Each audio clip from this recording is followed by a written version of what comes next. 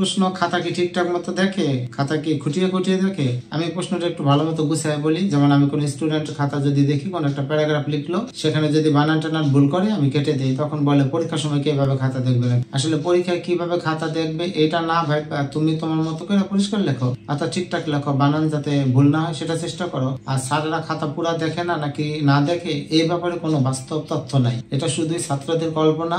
আর ছাত্র যে যা বলে তাই ভাববেন মনে মনে যে স্যার মনে পুরা খাতা দেখবো না বা পুরা অর্ধেক দেখবো। তবে এই ব্যাপারে একটা আমার টিচার হিসেবে আমি একটু বুঝাই বলি বিষয়টা।